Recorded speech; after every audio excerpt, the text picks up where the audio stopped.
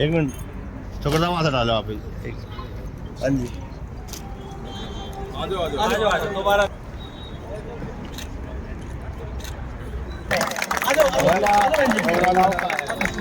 माननीय नरेंद्र मोदी जी जो है महिलाओं को आप लोग चालू खड़े हो जाओ बस ये थोड़ा खुल के खड़े हो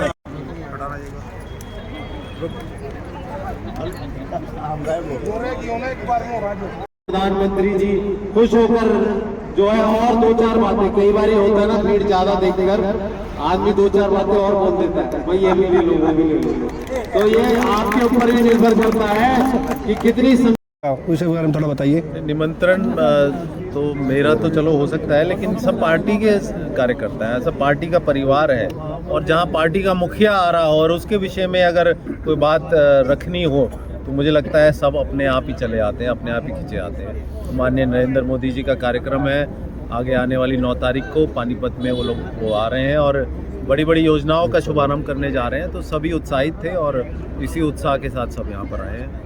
क्या कार्यक्रम की थोड़ी रूपरेखा और जानकारी बता दीजिए। कार्यक्रम ये है कि 9 तारीख को एक महिला विशेष जो है ना बीमा सखी करके एक योजना का शुभारंभ करने जा रहे हैं माननीय प्रधानमंत्री नरेंद्र मोदी जी, जिसके तहत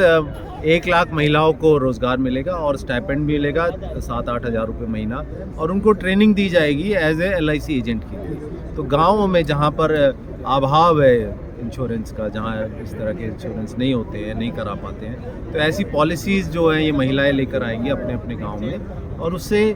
LIC तो बढ़ेगी, पॉलिसीज़ तो बढ़ेंगी, उन्हें भी एक रोज़गार मिलेगा। और 1 साल 2 साल के अंदर वो प्रॉपर ट्रेनिंग लेकर पूरे एक एज ए LIC एजेंट बनेंगी और अपना काम स्वयं करेंगी और एक स्वावलंबी होंगी और अपना इंडिपेंडेंटली अपने घर को चलाएंगे। इससे पहले भी प्रधानमंत्री मोदी जी यहाँ पानीपत से ही बेटी बचाओ बेटी जी कर चुके हैं। और मेरा कारण है कि पिछले 10 साल पहले जब उन्होंने लॉन्च किया था बेटी बचाओ बेटी पढ़ाओ, और वो पानीपत से ही लॉन्च किया था, तो उसका बड़ा अच्छा रिस्पांस मिला और एक अच्छा काम है ये। मुझे लगता है कि महिलाओं के लिए, बच्चियों के लिए अगर कोई सोच रहा है तो पहले देश के प्रधानमंत्री है माननीय नरेंद्र मोदी जी। पानीपत को ही क्यों चुना जाता है? पानीपत एक ऐतिहासिक भूमि रही है, जहाँ पुराने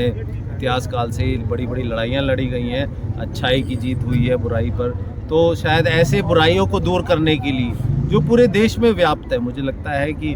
जो महिलाएं जो पीछे रही हैं पिछले कई वर्षों से, उसको अगर हटाया जाए और ऐसा प्रयास किया जाए तो भारतीय जनता पार्टी अपना प्रयास कर रही है। और माननीय नरेंद्र मोदी जी, माननीय नायब सिंह सैनी जी के नेतृत्व में हरियाणा सरकार भी इसी प्रयास में है कि महिलाओं को कैसे सशक्त किया जाए, कैसे स्वावलंबी बनाया जाए। आपकी तरफ से क्या रूपरेखा रहेगी कार्यक्रम की, उसके बारे में हमारे दर्शकों को थोड़ा सा बता दीजिए। मेरी तरफ से मैंने सभी को बताया कि भाई हमारे ये कोशिश रहनी चाहिए कि ज़्यादा से ज़्यादा और विशेषकर महिलाएं यहाँ से संभाल के हल्के से उस सभा में पहुँचें। और जो मैंने जो प्रावधान भी किया है कि भाई इसको जो है एक उत्साह के रूप में मनाया जाए, एक पिकनिक, एक मतलब ऐसा लगे कि भाई आप कहीं अच्छे कार्यक्रम के लिए जा रहे हैं और सभी बड़े खुशी मिजाज से उसमें जाएं और एक ढोल बाजे के साथ, नगाड़ों के साथ, लोकगीत गाते हुए जब महिलाएं वहाँ जाएंगी तो हमारे जो प्रधानमंत्री जी को बड़ी प्रसन्नता होगी कि भाई मैं जब कर रहा हूँ तो उसके पीछे रिस्पांस भी है, लोगों महिलाओं का प्यार भी झलक रहा है उनके प्रति रिस्पेक्ट भी झलक रही है। तो हम बड़े उत्साह से इस कार्यक्रम को मनाना चाहते हैं। आज शिक्षा मंत्री महिपाल डांडा जी नहीं पहुँच पाए, उनका निमंत्रण था, निमंत्रण देने के लिए आने वाले पहुँचने मंत्री जी हैं, वो कई कार्यक्रम होते हैं और उन पर बड़ी जिम्मेदारी है, तो वो एक आधा और इधर उधर सभा में कहीं व्यस्त थे। और तो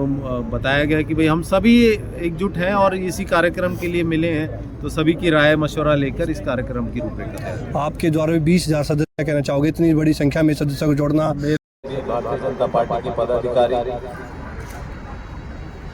मेरे सामने बैठे सभी, आ नहीं रही आवाज? मेरे बहुत ही सम्मान के योग्य मेरे भारतीय जनता पार्टी के पदाधिकारी जो आज यहाँ मौजूद हैं, सभी का बहुत बहुत स्वागत करता हूँ, अभिनंदन करता हूँ और धन्यवाद करता हूँ कि इतनी जल्दी कार्यक्रम होने पर भी आपका जो जज्बा है, जो आपका जुनून है वो कम नहीं होता। तो आप लोग बधाई के पात्र हैं। आपको इस बात की भी शुभकामनाएं देता हूं। जैसे अभी पिछले हफ्ते हमें प्रधानमंत्री जी नरेंद्र मोदी जी जो हमारे जिले में आ रहे हैं, तो हम सबका दायित्व बनता है, कर्तव्य बनता है कि उनका अच्छे से स्वागत किया जाए, क्योंकि ऐसा दिन बहुत ही कम आता है जहां पे माननीय प्रधानमंत्री जी हमारे जिले में आ रहे हैं और हमें मौका मिले कि उन निर्देश दिए गए हैं पार्टी की तरफ से भी और हमारा खुद का भी दायित्व है कि एक एक व्यक्ति यहाँ बैठा ज्यादा से ज्यादा संख्या लेकर अपने साथ वहां पर जाए और पूरी गर्मजोशी से माननीय प्रधानमंत्री नरेंद्र मोदी जी को ये दिखाएं कि भाई पूरा पानीपत उनका ऋणी है, उनके प्रति पूरा उत्साह है, क्योंकि उन्होंने जो काम किया है और जो कर रहे हैं वो काबिले तारीफ है। हम नहीं, आगे आने वाली कई जनरेशन उन्हें याद रखेंगे, ये हमें उन्हें बताना है। तो जो कार्यक्रम की रूपरेखा बनाई गई है, खास करके अगर समालखा हल्के की मैं बात करूं तो ये मतलब पूरी रैली की जो मेन बात है वो बता दूं कि महिलाओं का ये कार्यक्रम है और मेरे ख्याल से पूरे हिंदुस्तान में पहली ऐसी रैली होगी जहां पे 1 लाख से महिलाएं पूरे हिंदुस्तान से, पूरे हरियाणा से वहां पर मौजूद होंगी। रैली तो बहुत पार्टियां करती है,